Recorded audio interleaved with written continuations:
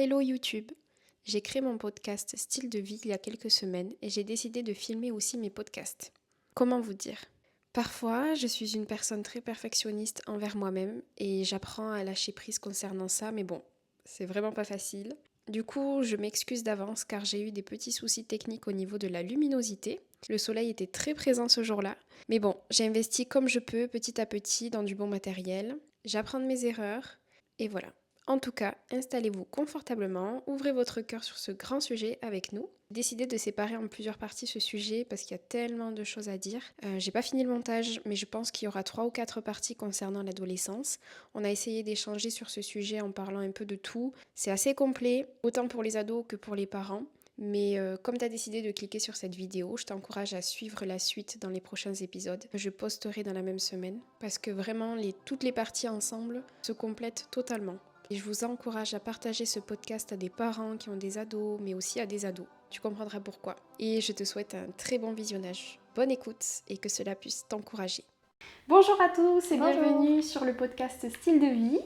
Et aujourd'hui, on va parler d'un sujet très important avec mon amie Charline. Yes. On va parler de l'adolescence. Donc on va vous partager un peu de notre adolescence qu'on a vécue, ce qu'on vit tous. Puberté, relations amoureuses, amicales, la relation avec les parents, période scolaire, harcèlement, etc. On va vous partager des conseils pour essayer de bien vivre son adolescence, ce qu'on aurait aimé savoir. Pourquoi on fait ce service aussi auprès des ados dans l'église, toutes les deux, parce qu'on est monitrices. On partagera des conseils basés sur un livre, mais aussi en fonction de nous, notre expérience, des conseils pour des parents. Voilà, donc mon contexte familial et celui de Charline, c'est l'opposé. Oui, clairement. Voilà, c'est complètement différent. Toi, Charline, tu as grandi dans un contexte familial chrétien. Oui, c'est ça. Raconte-nous un peu. Eh bien, oui, moi je vais à l'église depuis que je suis petite. Mon père était pasteur en plus. On n'est que des sœurs, j'ai 3 sœurs, donc on est 4 filles. Je suis la 3e sur les 4, contrairement à toi qui est l'aînée de la fratrie. Mes parents sont restés mariés et on a beaucoup déménagé aussi, ça a été un point important dans mon adolescence. Et voilà. D'ailleurs, il y a le podcast qui est sorti sur sur un peu l'histoire de Charline, comme elle a été enfant de pasteur, etc. Donc voilà, elle explique tout ça. Et moi, j'ai grandi dans un contexte familial pas chrétien, enfin, non, des parents catholiques, de tradition, on va dire, mais bon, on n'allait pas à l'église, on n'a pas fait de catéchisme, etc.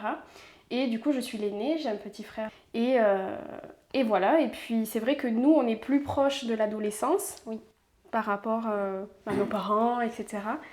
Et puis voilà, il y a les générations différentes, etc. Mais bon, on a connu, on va dire, les téléphones quand même. Enfin, moi, je l'ai connu. Le tout début, oui. Parce que toi et moi, on a combien de différences? Je suis de 97. Et moi, 2001. 4 ans. 4 ans. On a 4 ans, mais oui, 4 ans, parce qu'Alexandre aussi, là. Et voilà. Alors, du coup, j'ai essayé de chercher un peu des réponses de quand est-ce que démarre vraiment l'adolescence. C'est un peu varié. Mais en moyenne, c'est entre 11 ans. Ça peut même commencer avant. Entre 11 ans et 19 ans. Chaque adolescent vit différemment son adolescence, la puberté, etc. Mais c'est quand même une période particulière. Oui, c'est sûr. Peut-être un ado sur 2 vit mal son adolescence, je sais pas. Oui, même plus. Je pense même plus, quasiment tous, parce que c'est une période où tu te poses des questions sur tout. Ton corps change, dans ta tête ça change aussi. Le regard des gens sur toi change aussi, puis tu dois te poser des questions sur ton avenir, tout ça. Donc je pense que tous les adolescents vivent à un moment leur adolescence pas très bien. Oui, c'est sûr. Moi, mon adolescence, ça a été très compliqué. On va dire que j'ai des beaux souvenirs, mais franchement, 90% de mon adolescence a été horrible. Vraiment horrible. Période scolaire très compliquée, relation avec mon papa très compliquée, rupture amoureuse, etc., des amitiés compliquées. Et honnêtement, ça n'a pas été facile. Et c'est pour ça que j'ai envie qu'on parle de l'adolescence, parce que c'est tellement, tellement important. Il y a tellement de choses que j'aurais aimé entendre, et c'est pour ça que je suis trop contente de le faire avec toi. Et toi, comment tu l'as vécu ton adolescence ? Pas très bien non plus, parce que c'était très compliqué à l'école notamment, du harcèlement. C'était compliqué aussi au niveau de mes sentiments envers les garçons. Après, vis-à-vis de mes parents, j'ai pas été, je pense, une ado très rebelle. Par contre, très râleuse. Très très râleuse, qui se plaint beaucoup, qui veut rien faire. Ça oui, très, très flemmarde. Mais j'ai pas eu, je pense, de disputes en continu avec mes parents. Quelques conflits avec l'une de mes sœurs, avec qui aujourd'hui ça va très bien. Mais avec mes parents, j'étais pas l'ado rebelle. Par contre, un peu pénible, ouais.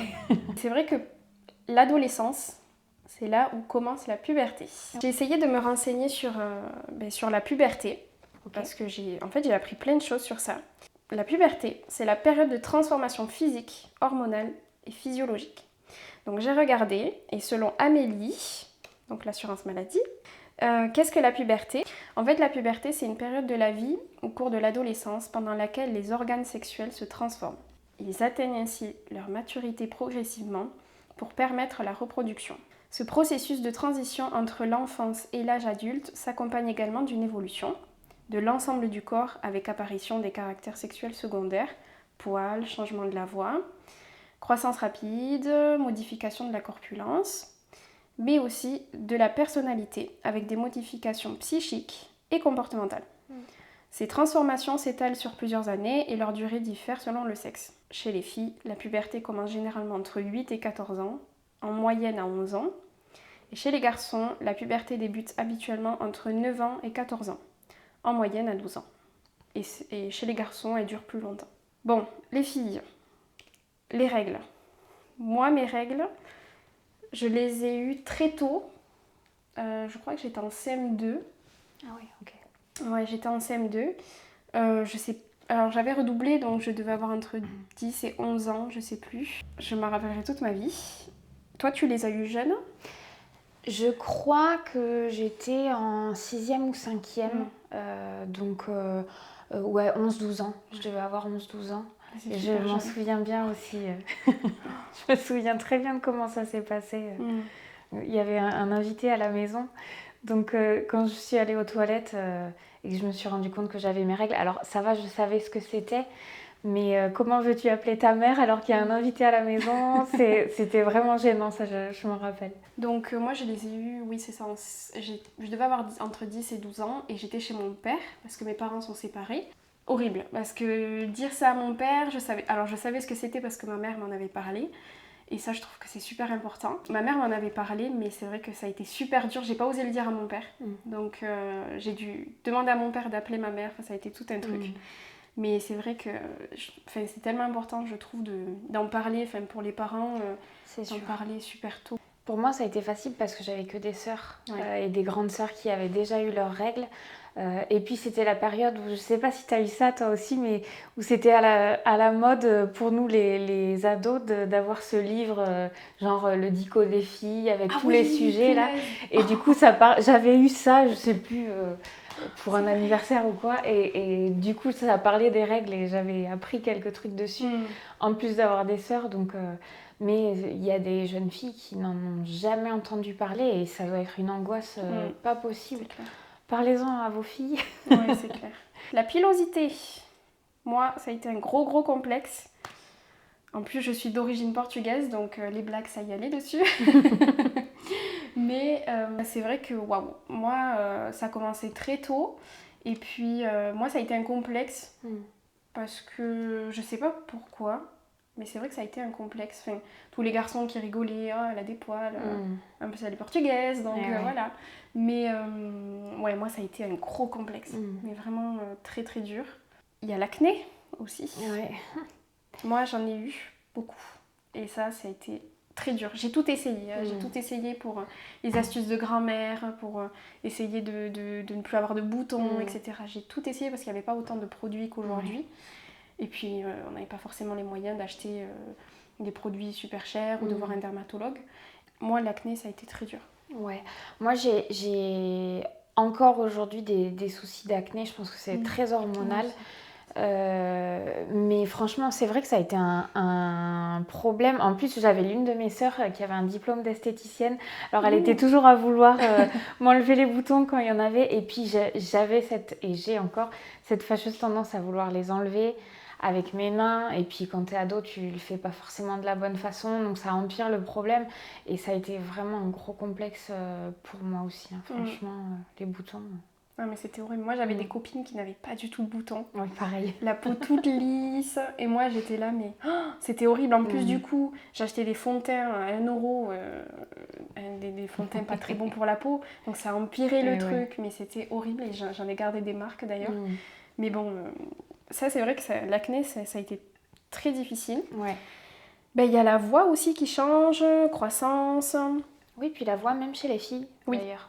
L'augmentation de la transpiration. Complexe aussi. Ouais, c'est clair. Horrible. Et le développement du corps. Moi, ça, je l'ai très mal vécu. Mais vraiment, parce que forcément, on grandit, on se compare aux autres. J'avais des copines fines, minces. Et moi, la poitrine, ça s'est développé très tôt. Et vraiment, alors au début, des fois, par moments, je me disais, c'est cool, au moins, ça fait femme, etc. Mais en fait, je l'ai trop mal vécu parce que du coup, on s'est moqué de moi. Les enfants sont méchants entre eux, vraiment. C'est compliqué. Oh là là. Mais vraiment, moi, ça a été un calvaire. J'en ai tellement souffert que je me suis créé une carapace, en fait, où je me suis dit, bon, je vais m'habiller comme un garçon, entre guillemets. Comme, si tu veux, dans mon collège, il y avait beaucoup de garçons en survêtements, tu sais, Adidas, Lacoste, tout ça. Et moi, je me suis dit, en fait, comme ça paraît, c'est imposant de voir quelqu'un comme ça, s'habiller comme ça quand tu es au collège, je me suis dit, je vais me créer cette carapace aussi, mais inconsciemment. Je me suis dit, tiens, moi aussi, je vais me mettre avec des survêtements super larges, ce qu'on pouvait appeler à l'époque garçon manqué, quoi. Voilà. Et moi, je me suis créé cette carapace-là en me disant, comme ça, on va pas voir mes formes, alors que ça veut rien dire, mais ouais, moi, ça a été vraiment très dur. Je pouvais pas me regarder dans le miroir, je pleurais. Je comprends ça, oui. C'était horrible. J'ai fait des régimes alors que je devais avoir 14 ans. Mais des régimes sans le dire à ma mère. Oui. Mais par exemple, je sautais des repas, je mangeais pas des fois le midi, je mangeais que de la salade, des trucs. Voilà, moi, ça a été vraiment très dur. Le développement du corps, vraiment difficile. Moi, ce qui a été compliqué, c'est que j'étais souvent dans mes classes, j'étais l'une des filles les plus grandes. Et puis, tu avais toutes les copines un peu populaires qui étaient un peu plus petites, plus fines, les cheveux longs, que tu trouves magnifiques et qui n'ont pas de boutons, machin. Et moi, j'étais un peu tout l'inverse de ça. Niveau poids, moi, ça faisait un peu yo-yo. J'ai jamais été en obésité ou en maigreur extrême, mais ça changeait beaucoup et quand tu es ado, ça se voit très rapidement, quand tu es adulte aussi finalement. Et du coup, ça a été un gros complexe aussi pour moi parce que en plus, à cet âge-là, tu veux attirer les garçons, tout ça, et tu les vois attirés plus par tes copines qui sont minces, qui ont les cheveux longs. Moi, je m'habillais pas très bien parce que, je sais pas, je voulais m'inventer un peu des styles. J'aimais pas écouter les conseils de ma mère. Et quand je vois des fois les tenues que j'avais à l'époque, je revois des photos, c'est terrible. Les coiffures, et puis j'avais des lunettes aussi, ça c'était franchement des lunettes et un appareil dentaire. Et ça, vraiment, c'était le combo, la totale pour complexer, alors qu'il n'y a pas... En fait, t'as la moitié des ados qui ont ça, donc c'est dommage de complexer pour quelque chose que tout le monde a. Mais c'est vrai que ça va tellement vite, en plus, d'un coup, tu te retrouves à faire 15 cm de plus que les autres, et tu comprends pas ce qui se passe, et les gens se moquent de toi pour ça, alors que c'est pas ta faute. Et franchement, ça, c'est compliqué. Mauvais souvenir. C'est clair. Toujours selon Amélie, les répercussions de la puberté sont très variables selon les adolescents. De nombreux jeunes ressentent le plaisir de grandir, de voir leur corps se transformer, d'éprouver un désir sexuel et d'accéder à plus d'indépendance. Toutefois, la puberté peut aussi être une période difficile à vivre. En effet, l'adolescent s'inquiète parfois des métamorphoses de son corps, de ses bouleversements psychiques et éprouve des sentiments qui le perturbent. Moi, il y a des choses, des conseils que j'aurais trop aimé savoir pour essayer de bien vivre sa puberté, même si je pense que ça reste vraiment une période difficile, et c'est normal. Toi, tu te donnerais quoi comme conseil? Si tu pouvais parler à un ado qui te dit je souffre de devenir adolescent, en fait, de grandir. Ouais. Déjà de réaliser que c'est normal de voir son corps transformé, c'est normal de voir les autres aussi changer, le regard des autres qui est différent sur toi. Et puis de pas hésiter à chercher conseil auprès des gens que tu connais en fait. Sur internet on ne trouve pas toujours les bons conseils parce qu'il y a 3 tonnes de recettes de masques pour la peau différents, il y a 3 tonnes de recettes anti-transpiration ou de quel est le meilleur maquillage avec des lunettes. En fait, déjà commence par prendre conseil auprès de quelqu'un de confiance qui a déjà vécu son adolescence. C'est sûr que c'est pas facile de pas avoir le même corps que les copines qui sont peut-être considérées comme plus populaires. C'est pas juste. Il faut réaliser que c'est pas juste des fois ce qui se passe au collège, au lycée. Malheureusement, on n'y peut rien.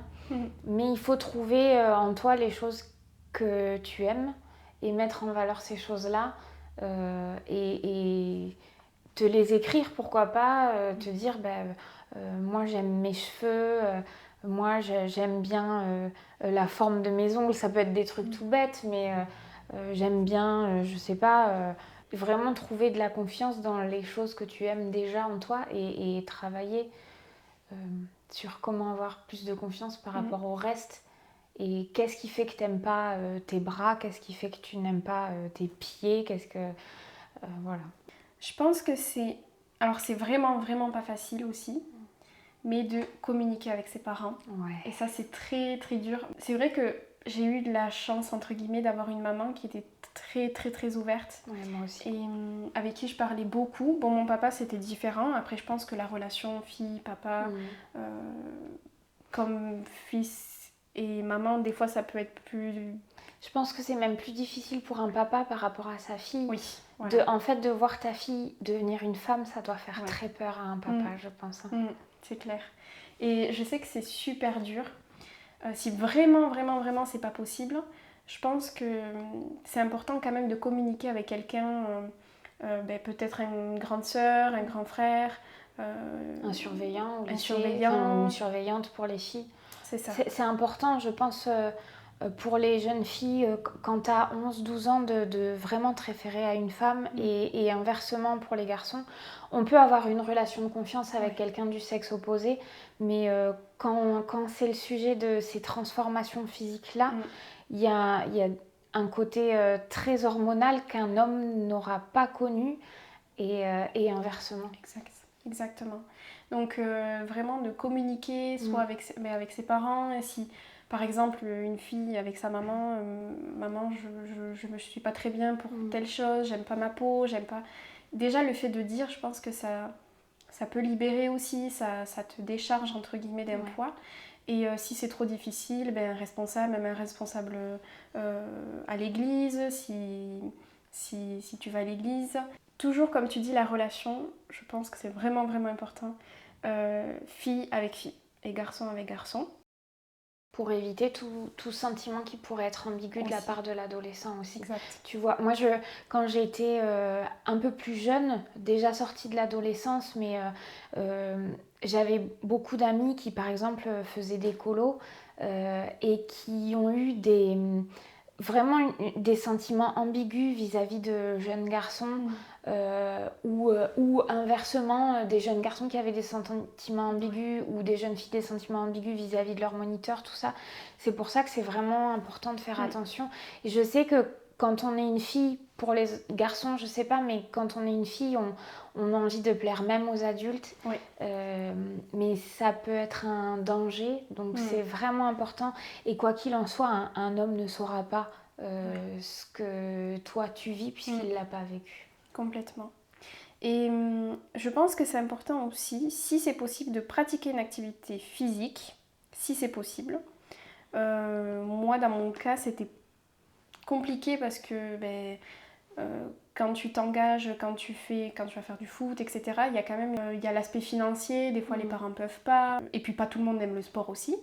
Donc, si c'est possible, pratiquer une activité physique, mais avant tout, je pense que c'est important de faire quelque chose qui nous plaît. Par exemple, si t'aimes le cheval, si tu peux faire du cheval, vas-y. Si t'aimes la danse, danse. Si t'aimes l'art, la peinture. Puis aujourd'hui, avec les associations sportives des écoles, c'est plus facile d'avoir accès à un sport ou une autre activité, du dessin, du chant, peu importe, à moindre coût. Oui. C'est plus simple. Ou même, si vraiment, vraiment, vraiment, c'est pas possible, il y a des tutos sur YouTube pour apprendre à faire de la guitare. Enfin, voilà. Oui. Je pense que c'est hyper important. Moi, je trouve que c'est un peu un anti-stress, quoi. Moi, je sais que j'aimais trop peindre. Et ma mère, elle m'achetait des toiles chez Action. Et j'aimais trop, ça me détendait, en fait. Je pense que... Ouais, c'est un peu un anti-stress, quoi. Donc ça, c'est génial. Ouais, puis ça donne de la confiance en soi. Parce qu'au fur et à mesure, si c'est du sport, au fur et à mesure, tu t'entraînes et tu réussis. Si c'est de la peinture, tu progresses. De la musique aussi. En fait, n'importe quelle activité qui n'est pas être sur les réseaux sociaux tout le temps, ben, ça te donne de la confiance en toi parce que c'est quelque chose que tu fais pour toi et tu vois tes progrès. Et ça peut être vraiment des trucs... pas cher pour ceux qui n'ont pas forcément les moyens. Nous, c'était pareil, c'était notre cas aussi. Un crayon à papier, une feuille, ça coûte pas grand-chose. Moi, j'aimais bien me poser... Aujourd'hui, je dessine plus du tout, je sais plus faire. Mais j'aimais bien me poser pour dessiner dans les parcs après le collège. Ça coûte rien, en fait. C'est clair. Une feuille, un crayon, c'est vraiment pas cher. C'est clair. Et puis pour ceux qui pratiquent du sport, c'est bon pour la santé. Tu as parlé des réseaux sociaux. Oui. Et je pense que c'est hyper important, là, c'est de plus en plus avec les générations, plus la génération actuelle, les adolescents, mais ça l'a été aussi dans ma génération. Je pense que c'est important d'éviter de passer trop de temps sur les réseaux sociaux. Moi, ça a été un peu un poison, même si je trouve pas que les réseaux sociaux... En fait, ça dépend de comment on utilise aussi les réseaux sociaux. Mais des fois, ça peut être un poison parce qu'on peut se comparer à des gens, à des filles. Surtout que c'est pas toujours la réalité, quand il y a les filtres, etc. Ouais, moi, j'ai grandi avec... C'est marrant parce que 4 ans de différence, c'est pas beaucoup, mais avec cette évolution-là d'Internet, ça peut être énorme. Et moi, j'ai grandi avec le début de YouTube, en fait. Ouais. Des tutos make-up, des trucs comme ça. Et je me nourrissais de ça, c'était énorme, quoi. Et tu voyais des filles de ton âge, ou presque, mais ça a du bon parce que apprendre le maquillage, ça n'a rien de mauvais, par exemple. Mais ça peut avoir du mauvais au fur et à mesure si tu te rends compte que tu n'as pas les moyens de t'acheter le même maquillage qu'elle, que toi tu essayes de faire des vidéos YouTube mais que ça prend pas. Sur Instagram, tu essayes de faire des photos mais toi tu n'as pas le dernier iPhone comme tel ou tel influenceur, donc il n'y a pas le même rendu. Ça peut vraiment déclencher un manque de confiance en toi, en fait. Complètement. Juste parce que c'est pas les mêmes moyens et parce que tu vois pas le travail qu'il y a derrière aussi, le travail de montage, le travail de retouche. Et le fait que c'est un travail aussi d'être sur les réseaux sociaux, donc les gens ils doivent faire de la belle photo, des jolis trucs, vendre des produits. Et c'est pas facile de faire la différence entre la vraie vie et ces trucs-là aussi, quoi. J'avais noté aussi une alimentation équilibrée. Ça n'a pas du tout été mon cas. Même si, bon, je sais pas, quand on est ado, qu'est-ce que c'est vraiment une alimentation équilibrée? C'est pas mon métier. Mais je sais que ça joue beaucoup aussi sur l'acné, etc.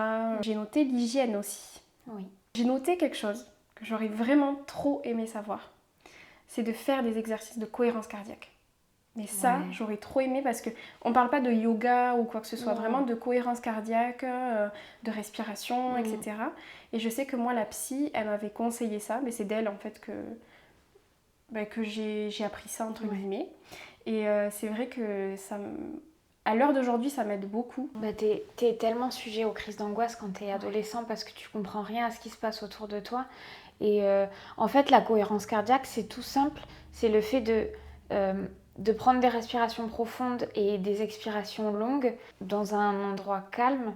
Et ça permet que ton cœur, qui est en accélération rapide, puisse se poser et détendre un peu ton corps. Ça n'a rien de malsain ou de bizarre, mais c'est juste se recentrer et apprendre à se détendre. Et donc oui, quand tu es ado, c'est hyper important en fait d'apprendre à... Tu te poses un peu, tu te calmes, là c'est une crise d'angoisse qui arrive, ou là je m'inquiète pour un examen, ou je m'inquiète pour je ne sais quoi. Complètement. Mais ça c'est tellement, tellement bien. Je sais qu'il y a une application qui est super. Respirelax. Respirelax, c'est ça. Et il y a une deuxième application. Moi, je mettais Atmosphère. Il y avait un petit son qui me détendait. Il y a plusieurs possibilités. Ouais, des petits sons d'oiseaux, des moi, sons trop. Ça, c'est de trop vagues. C'est hyper... Ça me détend et je sais que ça m'aide vachement. Alors, moi, j'avais horreur aussi. Je trouve que c'est important d'en parler. Qu'on me dise, elle est en pleine crise d'adolescence. Cette phrase... C'est horrible. C'est horrible. Et j'ai voulu me renseigner sur ça. Et c'est vrai, en fait, c'est vraiment vrai. Oui. La crise d'adolescence. Mais l'entendre. Ouais, de l'entendre, c'était... énervé. Mais moi, ça m'énervait parce que j'avais l'impression qu'on ne me comprenait pas du coup. Et ça, c'est le danger, entre guillemets. Ouais. C'est la phrase qu'il faut, je pense, pas dire à un adolescent. Les parents, et pas que les parents, en fait. Les gens extérieurs, il faut vraiment apprendre à veiller sur les mots que tu dis à un adolescent parce que ça peut faire basculer toute sa vie, en fait. Complètement. Et oui, ton ado, il est en crise parce que... en fait, parce qu'il n'a pas le choix. Il y a une vague d'hormones énorme qu'il ne peut pas contrôler puisque c'est prévu dans la création qu'à cet âge-là, il se passe ça. Donc, c'est pas la peine d'aller le mentionner, surtout si tu vois que ça l'énerve, quoi. Ouais. Si tu vois que ton fils, il est en crise, qu'il est en train de péter un plomb et d'insulter tout le monde, au lieu de lui dire « Allez, va faire ta crise trouve une solution pour qu'il puisse aller dans sa chambre, c'est ok, pour pouvoir se recentrer. Et ensuite, je sais pas, tu fais une activité avec lui, tout ça. Mais ne l'énerve pas en lui disant... Quand on est ado, on doit s'adapter rapidement à ce changement brutal, en fait, inconsciemment, ce changement physique, psychique, et c'est violent. C'est violent. Très, très c'est complètement inconscient. Enfin, moi, je ne m'en rendais pas forcément compte. Je me disais pas, mais c'est parce que je deviens ado, tu vois. Parce qu'on en parlait... Enfin, moi, on n'en parlait pas. Et en tant qu'ado, des fois, ça peut faire peur de recevoir autant d'émotions, autant de... Et en fait, on a du mal à se contenir. Tu te reconnais même pas. Mais c'est ça. Tu te dis, mais oulala, qu'est-ce qui m'arrive ? Je suis qui ? En plus, je déteste quand je parle comme ça à mes parents ou à mes profs. Et c'est vraiment horrible, en fait, ce qui se passe. C'est pour ça que c'est important de les accompagner, les ados. Et de pas se moquer d'eux aussi, tu vois. De pas dire, oh, bah alors, on change de corps... Et alors t'as mué, machin. Un adolescent, moi c'était vraiment mon cas, c'est vite susceptible. Et c'est normal, c'est aussi parce que c'est tellement dur de se voir changer comme ça que dès qu'on va te faire une remarque, tu vas mal le prendre et tu vas avoir envie de bouder, mais c'est plus fort que toi parce que les gens ne veulent pas comprendre que c'est pas ta faute. En fait, si t'es un ado. Oui, il y a des choses que tu peux travailler. Parce qu'on ne va pas leur donner des excuses à tout non plus. C'est sûr. Moi, il y a des comportements que j'aurais pu grandement éviter quand j'étais ado et des conseils que j'aurais pu vraiment écouter. Mais il faut vraiment assumer, il faut vraiment réaliser en tant qu'adulte que c'est pas de leur faute. Ils font pas exprès. C'est pas qu'une question de... il a des mauvaises fréquentations, c'est les mauvaises influences de ses copains, parce que ses copains, ils sont dans le même cas. Ils vivent ce gros changement hormonal énorme. Et c'est vraiment pas facile. Et ton ado, il ne se reconnaît pas parce qu'il y a 2 ans, il était encore en train de regarder les dessins animés sur Gulli. Et maintenant, il y a tout qui change et il comprend pas ce qui lui arrive. C'est ça. Les sauts d'humeur, manque de confiance en soi. Je crois que le cerveau, en tout cas tous les coins du cerveau, entre guillemets, finissent de se développer à nos 25 ans, je crois, ou je sais plus. Entre 20 et 25, ça dépend, je pense, des gens. C'est ça, donc souvent on peut se dire, ah ben il est ado, donc il grandit, il doit savoir gérer ses émotions, et non, en fait c'est pas possible. Si je me trompe pas, la dernière partie du cerveau qui se développe, je crois que c'est le cortex préfrontal et c'est un peu le siège de toutes les décisions déjà. Et quand t'es ado, on te met une pression pas possible. Surtout, alors moi j'ai pas eu ça parce que j'ai pas passé mon bac, j'ai fait des études pro, mais Parcoursup, les choses comme ça, c'est une pression monstrueuse. C'est important que l'ado il commence à réfléchir à ce qu'il va faire, mais on te leur met une pression qui est horrible, alors même que dans leur cerveau, physiquement, le siège des choix, il n'est pas encore pleinement développé. Donc c'est normal qu'après on a des adultes qui à 30 ans ont envie de changer de métier, c'est pas grave en plus, tu vois. Mais c'est vrai qu'on l'oublie souvent qu'un adolescent, c'est pas un adulte. En fait, quand on est ado, on est partagé entre le fait d'avoir plus d'autonomie, d'être indépendant, mais en même temps, tu as toujours ce truc qui te relie à tes parents. C'est normal d'avoir que l'ado, il ait envie de passer du temps tout seul dans sa chambre. C'est normal que l'ado, il passe plus de temps à contester l'autorité de ses parents. Enfin, c'est normal dans le sens où ça fait partie de lui, quoi. La relation avec les parents, ça c'est un point important. Très. En fait, quand t'es enfant, tu es forcément relié à tes parents, t'as pas du tout d'autonomie, tu peux pas être indépendant, entre guillemets, etc. Et en fait, quand tu rentres dans l'adolescence, tu prends ton bus tout seul. Oui. Tu sais, pour certains, tu peux avoir le téléphone très tôt en 6e. T'as un peu ce côté d'autonomie. Quand t'es enfant, ton exemple, c'est tes parents. Oui. Et quand t'es ado, en fait, c'est là que tu te tournes du coup vers plus de relations amicales, amoureuses, etc. Et c'est comme si ton exemple parfait, c'est plus tes parents, mais c'est pour les garçons, ça peut être Cristiano Ronaldo, je dis n'importe quoi. Et même parfois, pas forcément les stars, mais quand t'es dans le collège, t'as toujours cette fille populaire, ce garçon populaire, et t'as envie de devenir comme lui. Ouais, ou même le prof cool, le surveillant beau gosse, le machin, le truc, et c'est terrible. Et en fait, c'est totalement normal d'être comme ça, en fait, quand on est ado. En fait, tu construis ton identité petit à petit, même si je pense qu'on l'a construit un peu toute notre vie. Tu rentres à la maison, t'as tes parents, il y a quelque chose qui te plaît pas. Je sais pas si en tant qu'ado, on a plus l'impression d'être indépendant quand on répond à nos parents, quand on s'affirme en fait, comme on n'osait peut-être pas avant. Enfin, tu sais, il y a cette conscience, j'ai l'impression de... Enfin, moi, j'ai un peu vécu comme ça. C'est peut-être vraiment un désir de devenir adulte rapidement. Exact. Un désir de plus être le bébé à la maison. Et quand on est ado, on réalise pas que nos parents, ils sont encore là pour nous protéger. Et en réalité, tes parents, ils sont là pour te protéger, même si tu as 30 ans, quoi. Complètement. Mais c'est, je pense, normal d'avoir envie d'indépendance.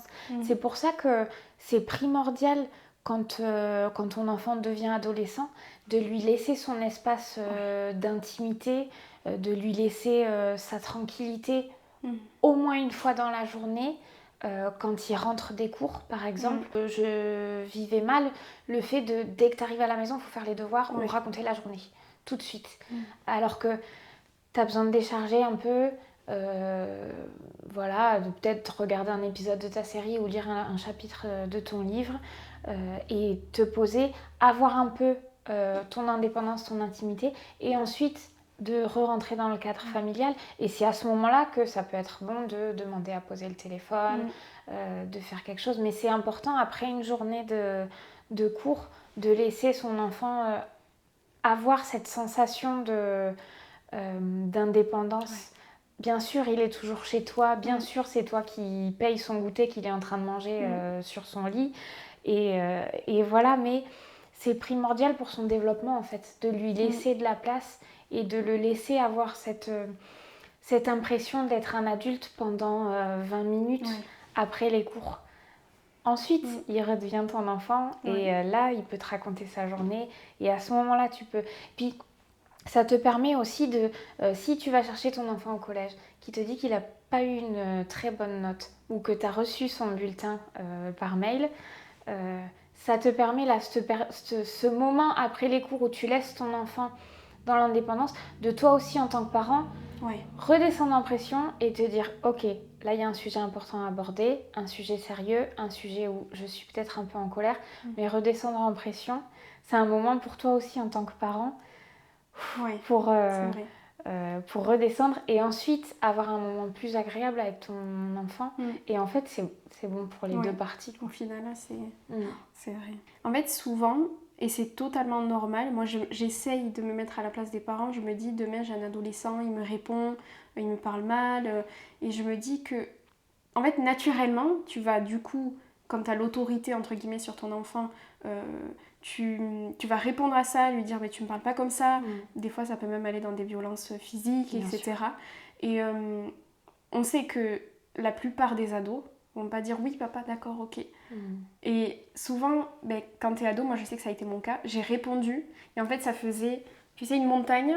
Et au bout d'un moment, l'ado, il explose. Et le parent aussi. Ben oui, parce que c'est dur pour le parent de ne pas se sentir respecté, alors qu'en face de toi, tu as un gamin de 13 ans. C'est dur, en fait, pour les deux. Et c'est pour ça que c'est important de souffler aussi, pour réfléchir à ce qu'on va dire, et se dire aussi, s'il me répond comme ça, oui, c'est inadmissible, mais il ne faut pas que je lui réponde maintenant. Il faut que je lui dise après, quand je me suis calmée, écoute là, ce que tu m'as dit, je me suis pas sentie respectée et ça m'a fait du mal. Et c'est pas correct et j'accepte pas en fait que tu me traites comme ça parce que je suis ton parent. Et aujourd'hui, on a la chance d'avoir tellement de conseils, que ce soit sur internet ou avec des thérapeutes qui sont hyper calés sur les adolescents, tout ça. Aujourd'hui, on a toutes les études aussi scientifiques sur ce qui se passe dans le cerveau d'un ado, tout ça. C'est important de prendre en compte ça avant d'aller réagir violemment. Bien sûr qu'il faut que ton ado te respecte. T'es un adulte, t'es un être humain. Qu'est-ce que tu conseillerais, toi, à un ado qui, quand il est... quand le parent, entre guillemets, il se sent vexé ou il y a quelque chose qui lui plaît pas et qu'il a envie de s'énerver, toi, qu'est-ce que tu pourrais conseiller à un ado ? Qu'est-ce que tu aurais fait autrement, en fait, de... J'aurais aimé vraiment plus réaliser que pour mes parents, c'était pas facile aussi. Même si mes parents, ils avaient déjà eu 2 ados avant moi, chaque enfant vit son adolescence différemment. Mais justement, réalise que pour lui, c'est pas évident, en fait. Tous ces changements, il voit son enfant qui, il y a encore 2 ans, était tout petit. Et là, il change. C'est pas évident pour lui aussi de plus avoir de contrôle, entre guillemets, sur tes réactions, les personnes que tu fréquentes, sur aussi les choses que tu regardes et que tu écoutes. Je pense vraiment que pour un parent, c'est pas facile. Moi, c'est une période que j'appréhende un peu avec mes enfants. Mais je pense que c'est important aussi pour l'ado de réaliser que des fois, il y va un peu fort. Il faut ravaler sa fierté un petit peu. Moi, c'est vrai que ça, c'est quelque chose avec lequel j'avais pas trop de difficultés d'aller voir mes parents après une dispute, des fois quelques heures après ou des fois quelques jours après, de dire je suis désolée. Juste ça, t'es pas obligé de te justifier. Je suis désolée, je suis allée un peu loin, pardon. Et on en parle. Je sais qu'avec certains parents, c'est peut-être moins évident qu'avec les miens. Certains enfants ont moins cette relation de confiance avec leurs parents. Donc je pense que c'est au cas par cas. Mais c'est important de réaliser ça. Que ton parent, c'est lui l'adulte. C'est encore lui qui doit assumer quand toi, tu fais des bêtises. C'est encore lui qui doit assumer ta nourriture, tes affaires scolaires, beaucoup de choses. Et c'est pas évident de devoir assumer financièrement quelqu'un qui est contre toi, quelqu'un qui t'a insulté la veille. C'est franchement, je pense que pour les parents, c'est pas évident non plus. Et c'est un travail des deux parties. Alors, c'est sûr que si le parent ne fait aucun effort non plus, ça va être très dur pour l'ado. Et c'est sûr que si l'ado ne fait aucun effort, ça va être très dur pour le parent. Et à ce moment-là, peut-être que c'est bien d'instaurer peut-être une thérapie pour ceux qui en ont les moyens. Pour ceux qui sont à l'église, ça peut être entre guillemets une thérapie avec son pasteur ou avec le responsable du pôle relations d'aide pour les grandes églises. Mais c'est important de ne pas rester comme ça parce que si tu passes 5 ans à être en conflit avec tes parents et 5 ans à être en conflit avec ton enfant, ça peut vraiment altérer les relations après. Parce que tout passe, c'est comme quand ton enfant il est tout petit et que c'est difficile. C'est une période qui passe. L'adolescence, ça va passer. Mais s'il y a des limites qui ont été franchies et que c'est allé trop loin, ça va être difficile d'avoir une relation saine avec ton enfant adulte. Ce sera difficile pour lui d'écouter tes conseils. Et ce sera difficile pour toi, adolescent, de continuer à respecter tes parents et à les aimer. Donc vraiment, c'est un travail qui doit se faire à deux, à trois, quand les parents sont tous les deux là. C'est dur, c'est normal que ce soit dur, mais on a tous les outils autour de nous. Il y a des livres qui sont géniaux. Bon, faut pas aller manger à tous les râteliers parce que tu peux avoir de très très mauvaises choses aussi. Mais il y a plein de podcasts qui existent, il y a plein de livres qui existent. Il y a plein de choses, de contenu gratuit. Et après, il y a aussi plusieurs séances de thérapie qui peuvent être remboursées par ta mutuelle. Tout ça, ça peut être vraiment... Il peut y avoir un travail... si c'est pas possible de le faire seul, il peut y avoir un travail de fait et qui est important, en fait. C'est important d'investir dans ta relation avec ton enfant. Complètement. Et d'investir dans ta relation avec ton parent aussi, à l'inverse. Et des fois, pour le parent, c'est aussi important de voir ton enfant comme l'adulte qui va devenir et de le considérer comme tel et de le respecter comme tel aussi. De le respecter comme étant un être humain qui bientôt ne sera plus chez toi et qui aura ses propres décisions.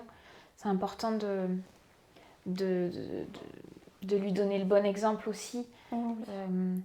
Parce que c'est vrai qu'en tant que parent, on a envie de façonner un peu ses enfants à notre image.